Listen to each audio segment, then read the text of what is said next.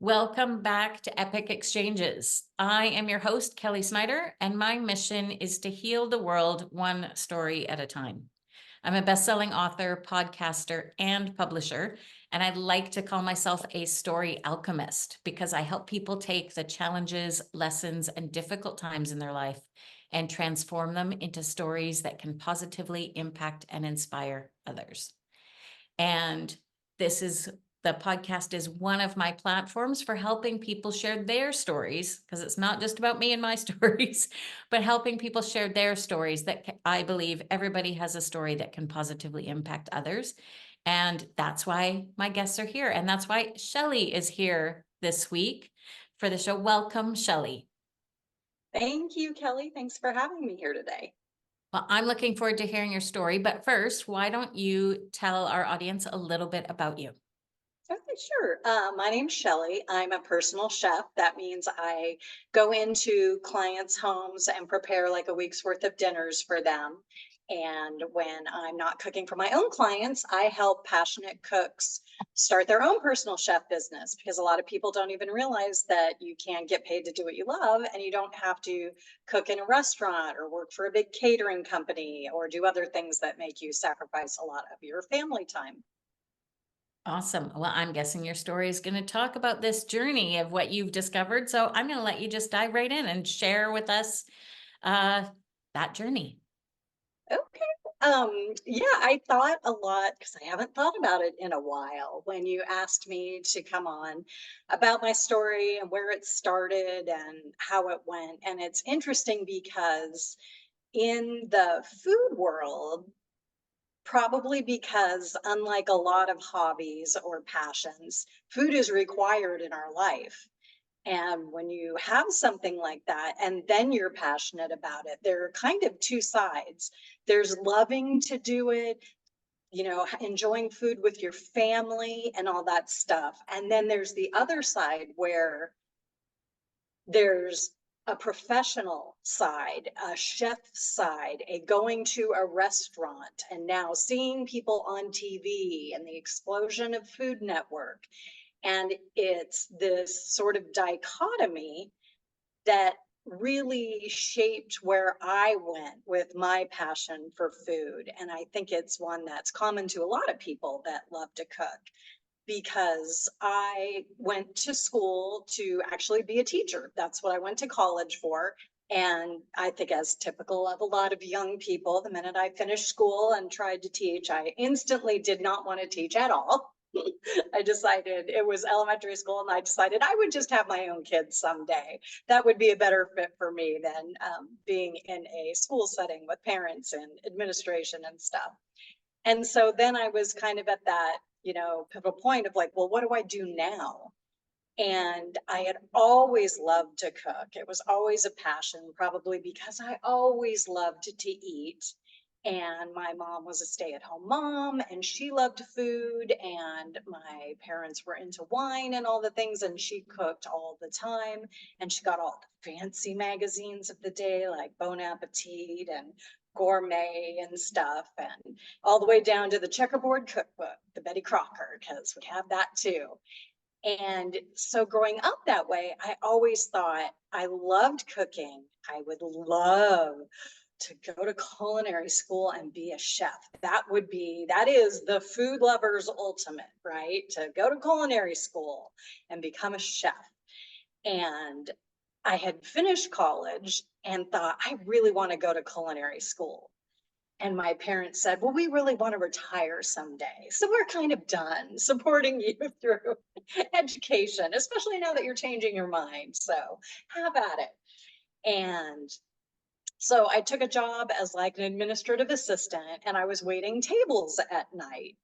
And through college and after college, I waited tables in just all sorts of different kind of restaurants, everything from huge chains to just one family independents, from fancy steakhouse to, just burgers, just pizza, sports bar, like all over the place. But I was always front of the house as a server, but still having that opportunity of being in the restaurant industry and seeing it in all those different formats it made it really difficult to think about where I would want to fit in.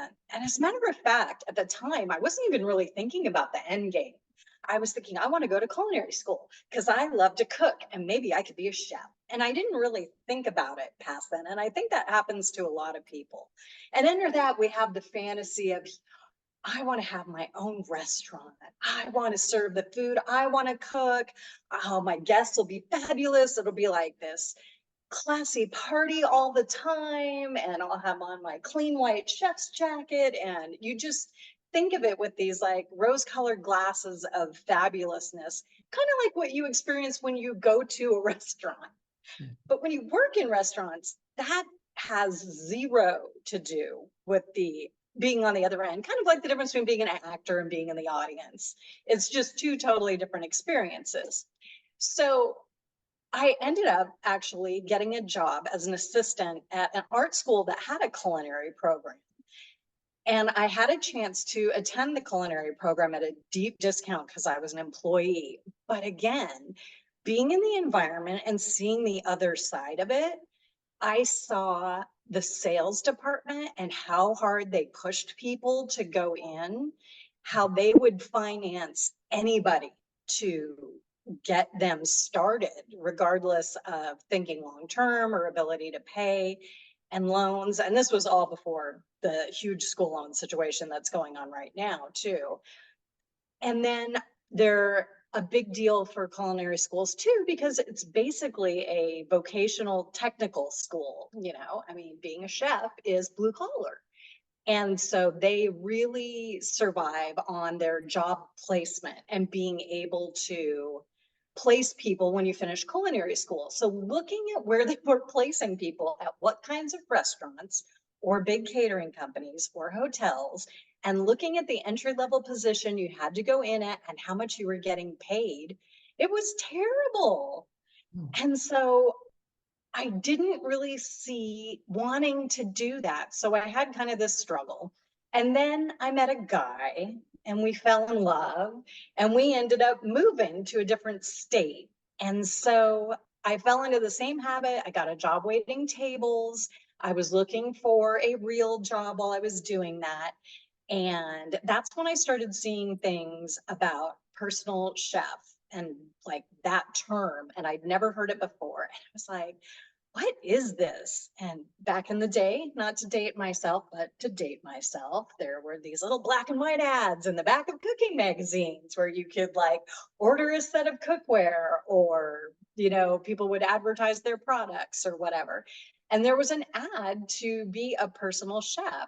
And it was just this woman standing in an apron in a home kitchen. And I'm like, that doesn't sound like any fun. That's not like the glamour that you think of when you think of being a chef.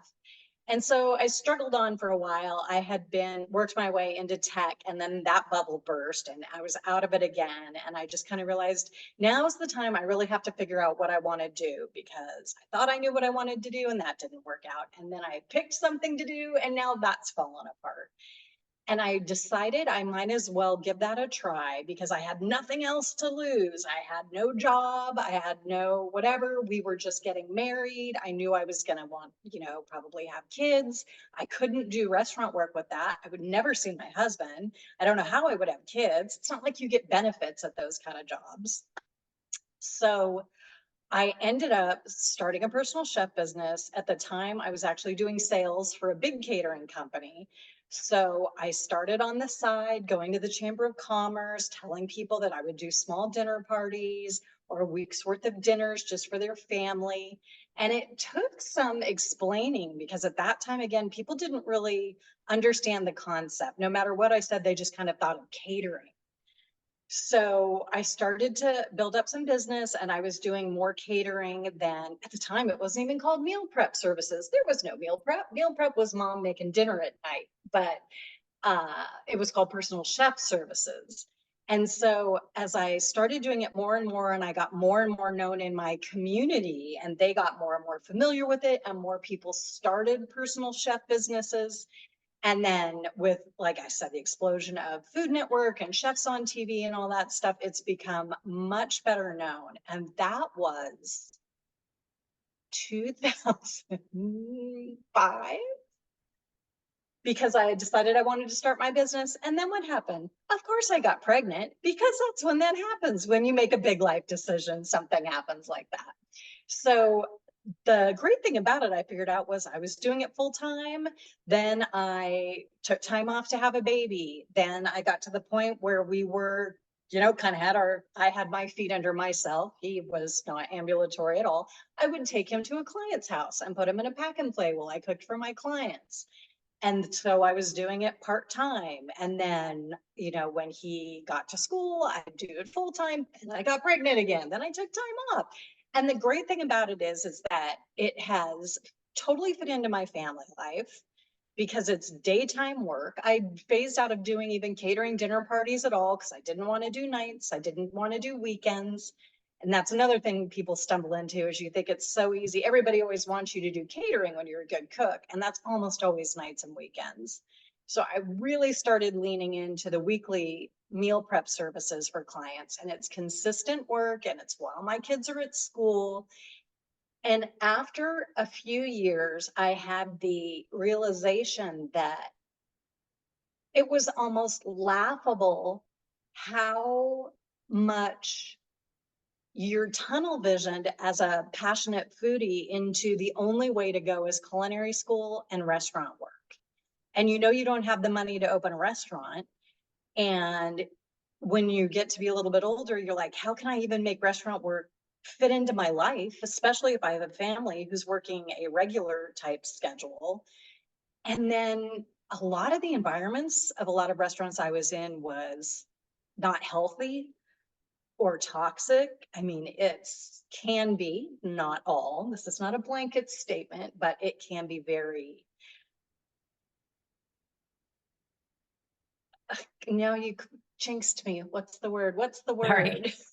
Everything. It can be very sexist. It can be very racist. It can be very emotionally abusive. It can be all the things in a lot of restaurants. So there's that. And like I said, being separated from your family and working opposite hours. And or just the drinking culture that's involved in it. And it's just, there's a whole lot going on there.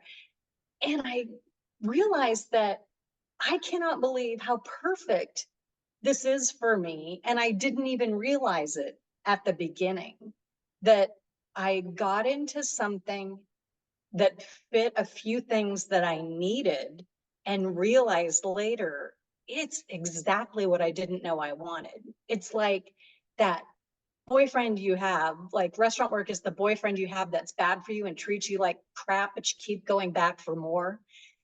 And then on the other side, all of a sudden you realize that the guy next door who's been your best friend since you were like 5, is actually pretty hot, and he's super nice, and you get married and have the happy ending. It's kind of just like that. That's awesome. You touched on so many things throughout that I want to come back to. So, I don't have a TV or I don't have cable. And so when I go and stay in a hotel, I turn on the TV and I turn on the Food Network, because there is something about those shows that attracts almost all of us, whether it's like kids baking or Chopped or whatever it is. I like the competition shows myself, but I mean, there's all versions of Master Chef all around the world, Top Chef, everything. But it has totally glamorized the industry for the average watcher, because they're showing celebrity chefs, and all the contestants, when the celebrity chef comes on, they all know him and follow their work, or going to their restaurant was their best experience, whatever it is. I've been watching MasterChef Australia, I'll be honest, on my computer. And and so there's this glamour aspect that, oh yeah, if you're a good chef, you're going to become that celebrity chef. You're going to have this massive success and be in demand for television and all kinds of things. You're going to have your own television show. You're going to become a judge on one of these shows. But the reality is that's such a small percentage of, if you go on one of these competition shows, I don't know, 12 to 20 competitors, on a Master Chef or a whatever, 3 or 4 on a Chopped, unless Mhm. it's doing a bigger series. The reality is they cook and they're eliminated and they don't do anything else. Or they're cooking at home or something and they might learn stuff. All of that to say that I love how you immersed yourself in the industry in different ways, but you were really open to seeing the realities.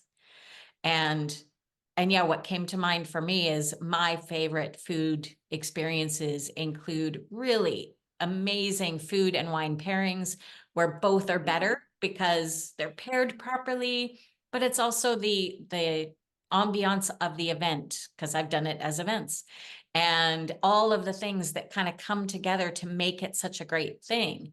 And then the reality is I go and I'll have that meal again or that wine again, and I don't like it as much because they're not together and it's not everything else. And it's super expensive. And and so all of that to say, like as we're talking about like the personal chef piece being a little bit of like the boy next door versus, the student athlete, the person everybody was attracted to and wanted to date or whatever. But what would you say it is about the personal chef business that is more fulfilling, more even more personal, because it uses that word, than the restaurant experience or someone going to culinary school with that ladder in mind? There's really so much. It's sort of a combination of you get to do the thing that you most love in the world, which is cook. You have clients who love your food and love you, who pay you and thank you for it. You have complete control over your situation. You decide how much you want to work, when you want to work, and when you don't work. You can fire a client if you don't like them or not take a client if it's a good fit. You can, to a certain extent, like on one hand, being a personal chef is you prepare the food exactly the way the client likes it. But on the flip side, if you're a vegetarian, you are a vegetarian personal chef. You don't ever have to cook meat. You don't have to ever be around it. So you control what your specialty is, and then it's a matchup with the clients. So the not that I'm a control freak, as I use that word 15 times, but the control of being able to make all the decisions and have it be exactly what you need or want it to be at any given time is extremely powerful once you get over the fear of making the decisions and the uncomfortableness of dealing with them and the insufficiency too of,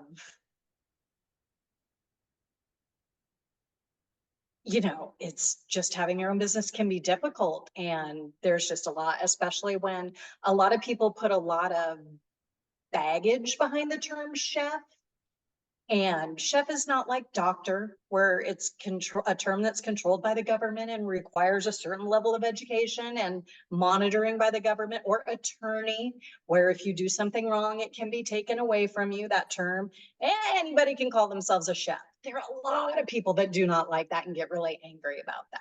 But Gordon Ramsay didn't go to culinary school. So when you really look at it, it's a ability thing, not a school thing or a have to work in a restaurant as opposed to anything else doing cooking thing. But that can be difficult for a lot of people too, that if they want to start a personal chef business, they don't actually want people to call them chef. Right. Interesting. Okay, so several years ago when I was on my first kind of big, like I gotta get healthy kick in terms of like, how do I do this? I'm close to being in the hospital, having a nervous breakdown, like healthy mentally, emotionally, spiritually, and physically. And I went away for a while and I came home and I was like, how do I keep eating this way? Because I live on my own and cooking for one is not fun because it's expensive. It's a lot of time prepping, cooking, and then cleaning up for a few minutes of eating. And so I find the way that I get around that is I like to invite people for dinner and then have leftovers. So I'm cooking for more than just me, and then I'm cooking better. I'm eating better. But back in those days, it was probably about close to 15 years ago when I came home from being away at a spa and learning all these things and changing my life. I'm like, how do I keep eating like this? And I found like a meal prep service, meal delivery service where once a week or once every 4 or 5 days, they would deliver meals to me based on what I'd selected and the macros that I wanted from their weekly menus. And it would arrive in a cooler bag overnight. It would be there on my doorstep in the morning, and that would be 3 or 4 days worth of food, all in like microwavable containers and lots of plastic, lots of that. So I'd love to know in terms of, because there's been an explosion of those kinds of services here. What's the main difference between somebody doing something like that and a personal chef coming into your home, besides the coming into your home and cooking for you for a week at a time? Yeah. What I like to say is there's something for everybody, no matter if you don't want to cook. You can go to Costco and get rotisserie chicken. You can pick up pre-made meals at the grocery stores are hugely popular. There are places like that do mail order where you can choose from their menu and they drop it off, or it's even mailed. There's all that. And then when you start looking at a personal chef service, it's generally for the person. And then above that would be a private chef where there's just someone in your house full time, just waiting for you at any moment to need something, right? That's the dream, to have one of those. But so a personal chef is a good fit for someone who either has health requirements where those things are not an option for them, either they're allergic to something that they can't find something pre-made like that that's in a facility. They need like someone who is severely celiac, so it's not just someone who's avoiding gluten, but someone who needs to do it for medical reasons, or someone who has a severe peanut allergy. There are things like that. Then there are just people who are really picky about food. There are people who want the cachet, the fanciness of having a person. They just like, they have a house cleaner, they have a, lawn service, they have a this and that, and that's just part of their lifestyle. There's people that just hate to cook and they want to eat what they want to eat. There's families that the parents eat one thing, the kids refuse to eat it. The kids want chicken nuggets every night, the parents do not. And like you said, it's like the opposite of cooking exactly what you want for one person is when you get a situation where you're cooking 4 different dinners every night for your family. So there's a really broad category of, and like people think it's all billionaires and celebrities, and not at all. I have cooked for so many regular old families, with kids, without kids, single people, all sorts of different people, all walks of life. So if someone is considering if having a personal chef is the right choice for them, what should they look for? What questions should they ask? You should Google around. The easiest way is Google personal chef and whatever city or area you're in, and check out some websites. You'll be able to see something like their services, like how much are they going to want to cook. They can price different ways. Some people might price, I'll do a week's worth of meals and it's this much. And some might say it's my fee plus groceries. So you'll want to kind of look like that, especially if you're price sensitive, you might want to look around. You'll want to talk to a couple people and make sure it's a good fit. You're going to want to be comfortable with them being in your home. After you talk to them, you should absolutely either meet them somewhere else for a first meeting or have them into your home. They will probably need to come into your home first just to check out your kitchen and things and get a feel for them and make sure. And like I said, obviously, if you're a vegetarian, you'll either, if you're very ethically vegan or vegetarian and you want someone who's also living that lifestyle, make sure that you get a personal chef whose focus is that. On the flip side, if you fall in love with someone and they're a general personal chef, they can probably 100% accommodate whatever you want. So just Right. knowing, again, like anything, what's really important to you will go a long way to finding someone that's a good fit. So you mentioned they're going to want to check out your kitchen because they're going to come into your kitchen. So are there personal chefs that either cook in their own kitchens and then deliver it, or cook for a lot of people in bulk out of a commercial kitchen and then deliver it to you? Or is that a totally different thing, like the meal prep delivery services? It's depends on where you are. Here in the US, most personal chefs cook in their clients' homes because kitchens that are being used for a commercial purpose are regulated by the Mhm. health department. So if you want to cook out of your own home, there's actually a huge movement right now. Here, they went to cottage laws, which allowed people who are making non-hazardous foods like baking to sell out of their home. Now there's a movement where they're doing MICOs, which is micro enterprise home kitchen operation, I think, organization, and they are now starting to license home kitchens. So people actually can do a restaurant in their home, pop-up dinners in their home, personal chef services out of their home kitchen. So that's really exciting. So most people do it in the client's home. People are starting to be able to do it out of their own home. When people start getting really booked and want to take it to the next level, that's when they typically transition to working out of a commercial kitchen, but it's a very difficult jump to make because it takes you from zero overhead to a lot of overhead. So at one point, you're cooking exactly what one client wants each day for them. And then to scale, you're either getting to the point where you're offering a menu list and people have to choose what you're offering, or you're cooking with staff for multiple clients that's personalized each day. But then you have all that other stuff that goes along with it. Right. Well, and here there are a lot of regulations around food and food services. So that's was kind of where my question was coming from. And I guess it does make sense that that the chef goes to their client's house, because the food isn't leaving there. It's all staying Right. there. They're just happen to be preparing it there. Um, why is it important or why is your story important?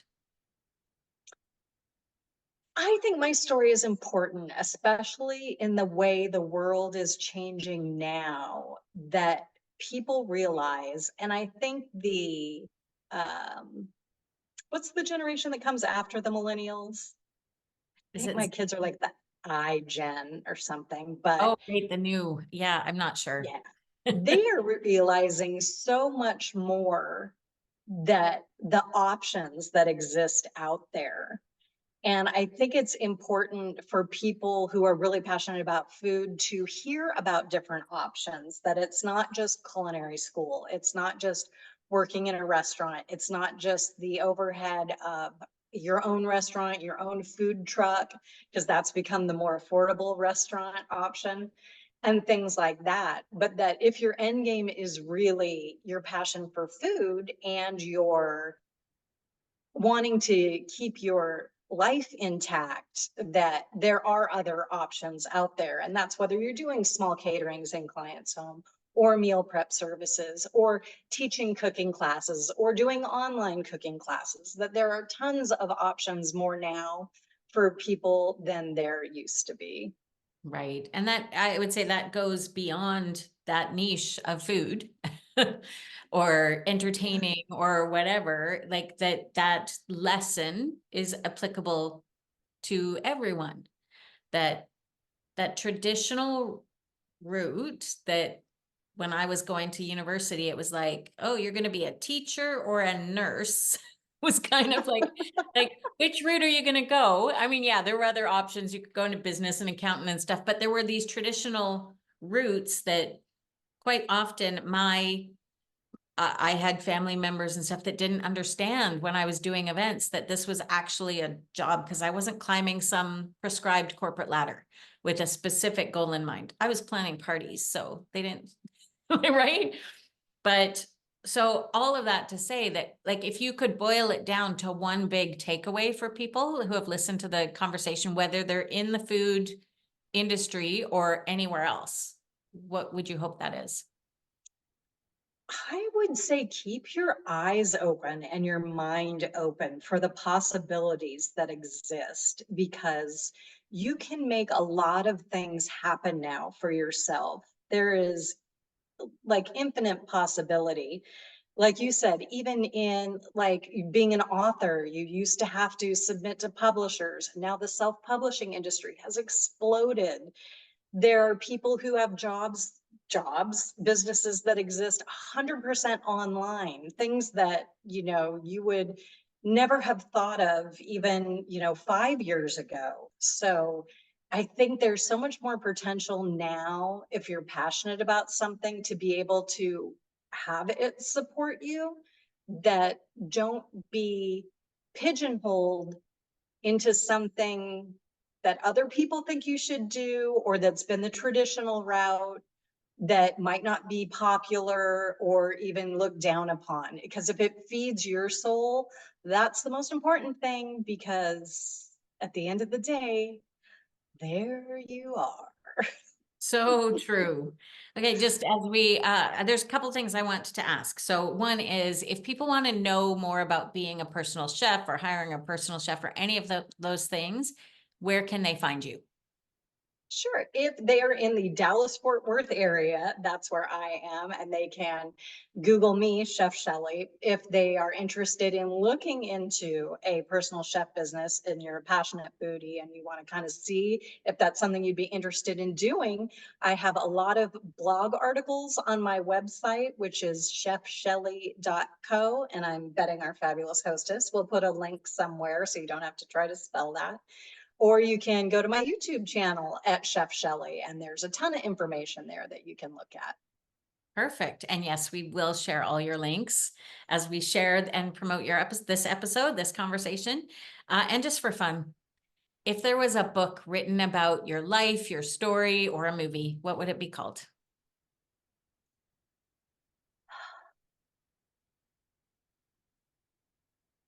I cook because I like to eat. That's fun. I think, yeah, a lot of people, even my husband, he's like, but you love to cook. And I'm like, no, I love to eat. And I think that's what really got me into it.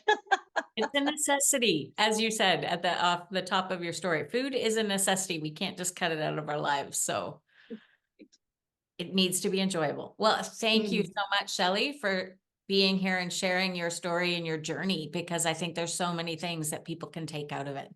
So I appreciate that. Thank you. Thank you for having me today and spending all this time with me. Thank you.